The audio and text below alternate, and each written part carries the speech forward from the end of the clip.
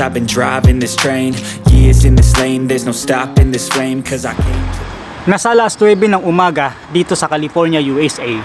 Ang video na to o yung pag-uusapan natin sa topic na to ay yung gusto magpagawa ng bahay pero limited yung budget. Kumbaga, hindi nila kaya mag-hire ng contractor. Gusto nila na sila yung gagawa or sila yung magmamanage sa construction.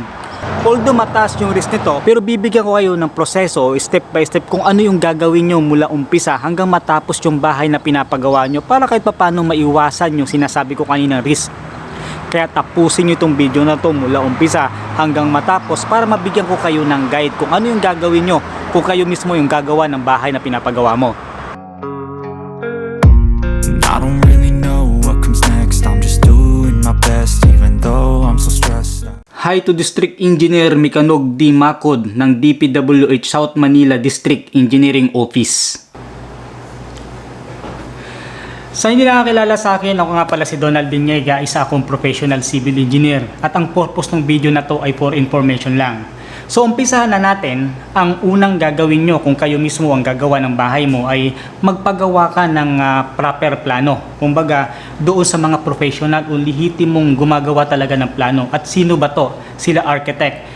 Sila kasi yung nagdi-design para kung nasaan yung kung location ng kwarto mo, yung kitchen mo, yung proper talaga base doon sa space na meron ka. Kumbaga, mas maiiwasan na kasi ito na paulit-ulit yung trabaho.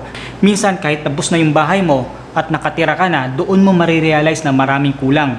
Maraming kulang kung saan yung saksakan ng outlet mo para sa electric fan.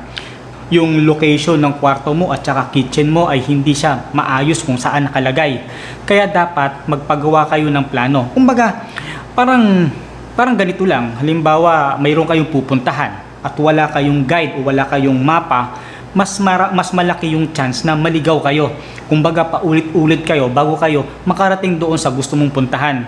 Unlike kung mayroon kayong plano o mayroon kayong mapa, mayroon kayong guide kung saan kayo pupunta. Ganun din sa plano. Yung iba, ang iniisip nila na dagdag gastos ito. Kung tutuusin, pag mayroon kayong proper plano, mas makakatipid kayo. Dahil nga sabi ko nga kanina, mas maiiwasan yung paulit-ulit na trabaho. Siguro sa simula, nakita nyo kaagad yung pera na ilalabas nyo para magpagawa ng plano. Pero hindi nyo nakikita na during construction, kung wala kayong plano, minsan marirealize mo during construction na wala palang outlet. Ang mangyayari, kailangan uli grinderin yung wall para ilagay yung electrical conduits. Kumbaga, dagdag itong gastos ng materials, tsaka labor, at tsaka syempre, ng time. Kaya dapat, advice ko sa inyo, unang-unang gagawin nyo, magpagawa kayo ng plano kila architect. Pero tip ko sa inyo, kung lalapit kayo kay architect, minsan kasi nangyayari ito.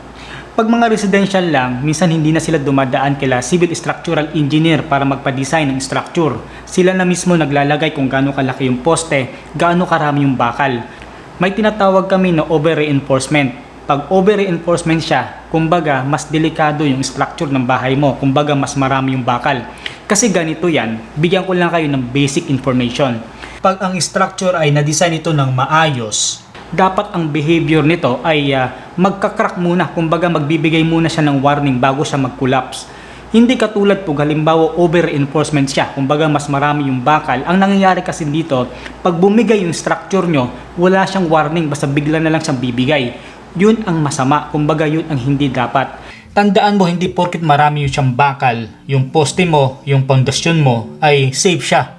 Mas lalong hindi ito safe. Kaya advice ko sa inyo, pag nagpapagawa kayo ng plano, siguraduhin nyo na dumaan ito kay civil structural engineer, yung structure niya, o kumbaga yung design ng structure niya. Hindi yung papasok na lang si civil structural engineer para permahan yung structural drawings na ginawa, na hinulaan lang yung size ng poste at kung gaano karami yung bakal. Kasi maliban doon sa mas mapapagastos ka, imbis na apat lang pala na bakal yung kailangan doon sa bahay mo at ginawa niyang marami, kumbaga mas malaki yung gastos mo. At the same time, mas hindi safe yung bahay mo. At ang susunod na gagawin nyo, kaila architect, pag gumagawa sila ng plano, dapat kasama yung bill of materials. Kung gaano karami yung bakal, gaano karami yung semento, graba, para mayroon kayong listahan kung ano yung mga materials na kailangan nyo. Ang susunod na gagawin nyo ay magkakambas na kayo kung saan yung mas murang materials o mga construction supply. Dapat ang gagawin nyo sa construction supply, hindi lang kayo Kumbaga hindi lang kayo kukuha ng isang supplier, dapat minimum of 3 supplier. Kailangan ililista nyo kung nasaan yung mas murang materyales, katulad halimbawa ni Construction A, mura yung semento nila. Dito naman sa Construction B, mura yung materyales nila sa bakal nila. Kumbaga, kailangan mong ilista. Sa pagpapagawa ng bahay, lalo na kung ikaw mismo yung gagawa, kailangan talaga nito yung time. Kung kailangan, kumbaga hands-on ka. Kasi kung halimbawa ay ipapaubaya mo lang kila Mamang Foreman o sa mga arawan o si Pakyawan at wala kang idea about sa construction, talagang mas mataas yung risk nito na kumbaga masayang yung pera na pinaghirapan mo. Ngayon tapos na kayo, nakapagkambas na kayo ng materyales, ang susunod na gagawin nyo ay i-apply nyo ng building permit yung bahay na ipapagawa mo.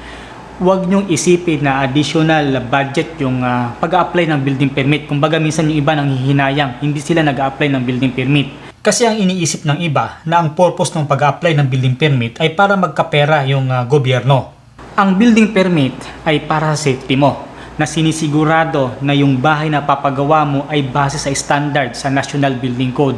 Kaya huwag nyo itong isipin na gastos ito, para ito sa safety mo. Ngayon pag nakapag-apply ka na ng building permit, ang susunod na gagawin mo ngayon ay kukuha ka ngayon ng mga manpower. Ikaw mismo yung maghahanap ng manpower kasi ikaw ngayong magmamanage sa construction.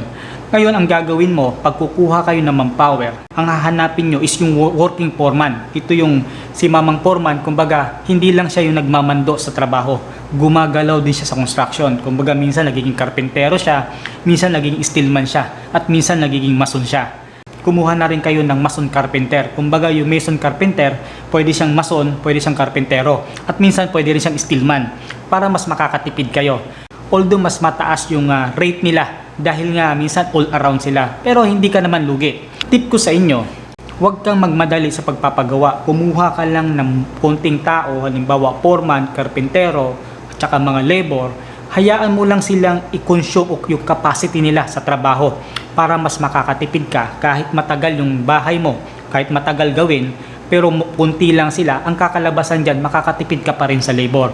Ngayon kung tatanungin nyo ako kung ilang tao yung kailangan mo para doon sa bahay na ipapagawa mo, depende kasi yan sa size ng bahay na ipapagawa mo. Basta tip ko sa inyo, huwag kayong magdadagdag ng maraming tao. During sa buhos ng poste, ng slab, dyan lang kayong mag-hire ng mga labor. Yung baga, ang labor kasi madali siyang mahanap kahit saan pwede mo makakuha during na buhos. Ang pinaka-importante dyan is yung kukuha ka talaga ng mga skilled worker katulad ng mason at karpentero. At saka isang tip ko pa sa inyo, during construction, 2 tao na importante na dapat mong alagaan, yung electrician at saka yung plumber. Kasi yung mga to kasi minsan skilled talaga to, kumbaga minsan ang hirap hanapin. Pag wala kang proper na electrician at saka plumber, lahat apektado. Apektado ka sa paglalatag ng hollow blocks, pagpa-plastering kasi kailangan mo ilatag mo na ngayon yung electrical conduits. Kung wala kang proper electrician, ang mangyayari kasi diyan, minsan madidelay yung trabaho, kumbaga hihintayin mo pa. Kaya ang tip ko sa inyo, alagaan nyo yung electrician nyo at saka yung plumber nyo kasi nandyan yung buhay ng construction. Hindi ka makakapagbuhos ng slab kung wala kang electrician at saka plumber. Ang susunod naman na gagawin nyo ay pag-aralan nyo yung basic sa construction at sa engineering. Ano ba yon? Yung pag-compute ng volume, pag-compute ng area. Kasi pag hindi mo alam ito, mahihirapan ka talaga. Kumbaga mas malaki yung chance na masayang talaga yung pinaghirapan mo kasi wala kang idea. Isa pa, yung kahit paano marunong kang bumasa ng plano ng bahay.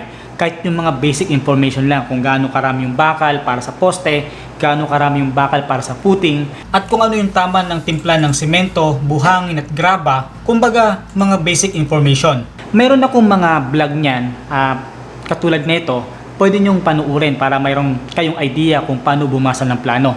Then ang sunod na gagawin nyo naman, kung meron kayong konting budget lang during construction, kumbaga doon sa structural, kung mayroon chance, kahit man lang additional lang, mula doon magsisimula kayo sa pundasyon, poste, kumbaga sa structure lang, mas maganda kung mag-hire din kayo ng engineer para ma-check kung tama yung size ng footing, tama yung bakal na nilatag, yung size ng mga poste base doon sa plano. Para kahit paano masigurado kayo, tama yung ginagawa doon sa bahay na pinapagawa mo base doon sa plano na dinesign ni structural engineer at saka ni architect. At ang susunod na gagawin nyo, kung sa materialis naman, kung makakabili kayo ng mga second hand ng formwork o pang-forma, mas maganda. Kasi kung halimbawa, isang beses ka lang naman magpapagawa ng bahay, hindi mo kailangan ng bagong plywood para sa pamporma o coco lumber. Pwede kang bumili ng mga second hand, so mas makakatipid ka. At during naman sa paghahalo ng semento, mas maganda na magrenta kayo ng concrete mixer kasi mas maganda yung quality ng konkreto nito kaysa doon sa mano-mano. At ang susunod na gagawin nyo, pag bibili na kayo ng materials o magsisimula na kayo ng construction, kung mabibili mo yung lahat ng bakal, kung nagkataon na mas mura yung month ng buwan na yon nung papagawa ka ng bahay, bilhin nyo na yung almost 95% na dami ng bakal. Pwede nyo nang store yun doon sa site. Ang bakal naman kasi pag tatakpan mo lang, hindi naman siya masisira. Hindi katulad ng semento. Ang semento kasi hindi mo talaga siya mabibili ng lahat. Kumbaga, pinaka-maximum mo lang na pwede mong bilhin is 100 bags. Pag lumagpas ka na dyan at tumagal yung semento mo doon sa site, may tendency na tumigas ito. Kumbaga, sayang lang yung pera mo. Pero kung sa bakal, kung mabibili mo na agad sila, kaya malaking bagay yung mayroon kang bill of materials kung gaano karami yung bakal ng gagamitin mo para pwede mo na agad mabil yung bakal at makakatipid ka. Kasi kung magbago man yung presyo ng bakal, at least nabili mo na siya. Kumbaga, hindi ka na apektado ron. Sa hollow blocks naman, tip ko sa inyo, pag bibili kayo ng hollow blocks, huwag nyo rin bilhin na lahat. Paunti-unti lang, siguro 500 or sunod na naman 500 kasi pag binili mo naman lahat, kumbaga mas malaking chance na mas maraming masayang kasi posibleng mabasag ito sa site. Kaya mas maganda na pa 500 lang, 200 pieces na hollow blocks. At ang susunod na gagawin nyo naman ay kung halimbawa malapit na kayo matapos yung structure nyo at nasa finishing na kayo, magsimula na kayo maghanap kung saan mas makakatipid o saan mura yung materials ng tiles, ng mga water closet, ng mga ilaw, para mas maplan nyo na kung ano yung kailangan at kung magkano magagastos nyo.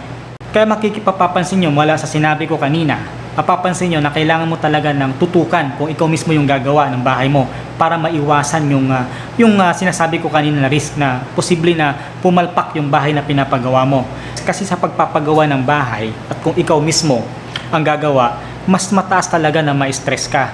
Although makakatipid ka, kaya yun ang binabayaran nyo kila mamang kontraktor, yung gumagawa talaga ng bahay. Kumbaga yung stress mo ay sa kanila mapupunta. At yung pinakalas na dapat nyong gawin, kung mayroon kayong bill of materials na nga at nandun yung presyo ng materials at mag-add na lang kayo ng mga 10% or 15% additional na budget mo para kahit papano kung hindi mo man ma-meet yung budget na yon ay mayroon kayong additional, kumbaga hindi masakit sa loob.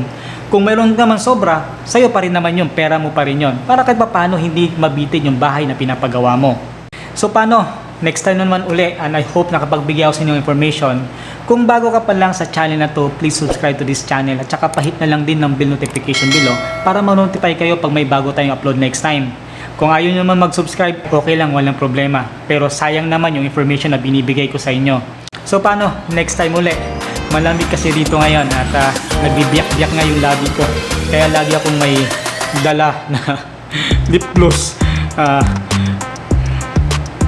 So paano?